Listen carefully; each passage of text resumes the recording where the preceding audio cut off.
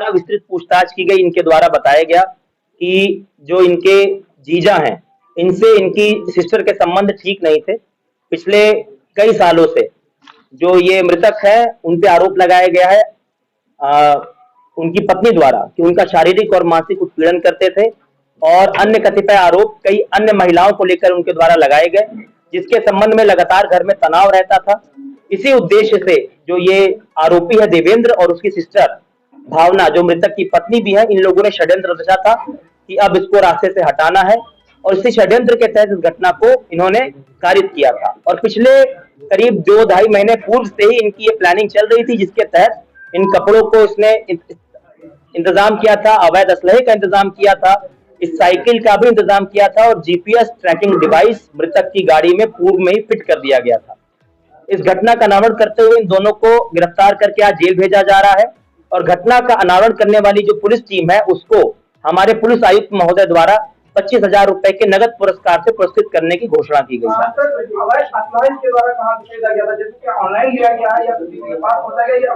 ऐसा इस आरोपी द्वारा बताया गया है कि ऑनलाइन इसने सर्च किया था और यूट्यूब पे उसे कुछ नंबर मिले थे।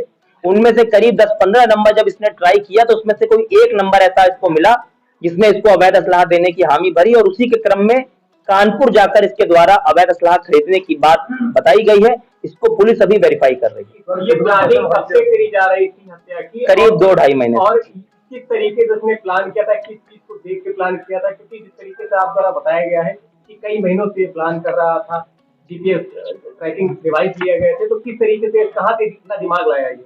देखिए, जैसा कि मैंने बताया, ये जो मुख्य आरोपी है ये पढ़ा लिखा है, इसने बीटेक कर रखा है। बीटेक के बाद तैयारी करते हुए इसने बैंक पीओ की परीक्षा क्लियर की और 3-4 साल लगभग बैंक पीओ की जॉब की है।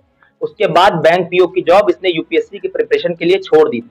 तो ये काफी पढ़ा लिखा है, समझदार है, बहुत ही शार्प माइंड से इसने इस पूरी प्लानिंग को अंजाम दिया। करीब 2-2.5 महीने पहले से इसकी पूरी तैयारी शुरू हो चुकी थी, और अवैध असलहा भी इसने खरीदा, साइकिल भी खरीदी।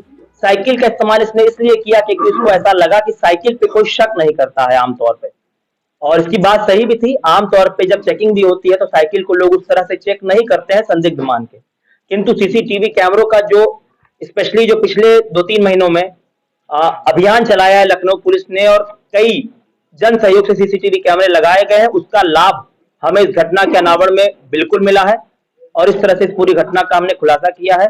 इसने चालाकी के तहत अपना खुद का मोबाइल फोन भी घटना के समय अपने घर पे छोड़ दिया था, और घर के बच्चियां ऑनलाइन खाना ऑर्डर करते रहना, ताकि उसका एक एलिबाई क्रिएट हो जाए कि उसकी फोन की लोकेशन घटना के समय घर पे थी।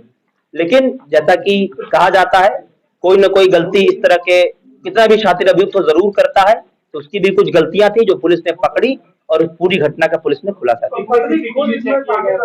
करीब कुल 400 सीसीटीवी कैमरे पुलिस की 5 टीमों ने दिन रात इकट्ठा एक करके इसमें खंगाला है, जिसके बाद हमें सफलता मिली।